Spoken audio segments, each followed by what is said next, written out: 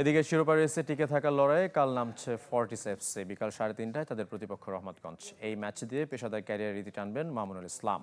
বিদায় বেলায় সাফ জিততে না পারার আক্ষেপ ঝরেছে বাংলাদেশের সাবেক অধিনায়কের কণ্ঠে। বেশি বেশি গোল্ড কিনে হাফ গ্রাম গোল্ড বার জিতে নিন প্রতিদিন। স্মরণ করি আমার শ্রদ্ধেয় পিতা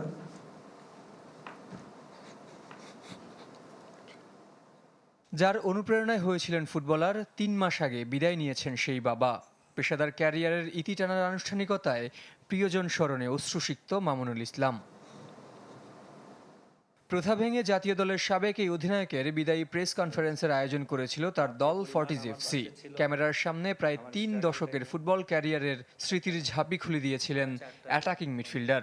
ঘরোয়া ফুটবলে প্রায় সব শিরোপা জিতলেও আক্ষেপের নাম বাংলাদেশের হয়ে একটা সাফ শিরোপার শূন্যতা। সবসময় তো বলে আসছে আক্ষেপ একটা আছে, সাব ফুটবল চ্যাম্পিয়ন না হওয়ার আক্ষেপ। যদি পূরণ হইতো তাহলে আমার মনে হয় আমার ক্যারিয়ারের সবকিছুই, আমি একজন সাকসেসফুল প্লেয়ার হইতে বাংলাদেশের ক্ষেত্রে যতটুকু দরকার ছিল ততটুকু সবই অর্জন থাকতো। বিদায় বেলায় মামুনুল কথা বলেছেন জাতীয় দল আর জামাল ভুঁইয়া ইস্যুতেও। সাবেক এই অধিনায়কের দাবি, JB6-এর সাথে কোনো কালেই দ্বন্দ্ব ছিল না তার, সবই মিডিয়ার সৃষ্টি। অভিযোগ তুলেছেন লাল সবুজ জার্সিতে প্রাপ্ত সম্মান না পাওয়ার। দেশের হয়ে 15 বছর খেলা, আপনারা ভালো জানেন, ইটস নট ইজি। 6 বছর ক্যাপ্টেন্সি করা, দেশের থেকে যে সম্মানটুকু আশা করেছিলাম সে সম্মানটুকু লাস্ট বিদায়ের সময় পাই নাই, বাট ক্লাব দিচ্ছে। আমরা যদি সাপোর্ট না দিতাম, জামাল এতদিন ন্যাশনাল টিমে না খেলতেও পারত।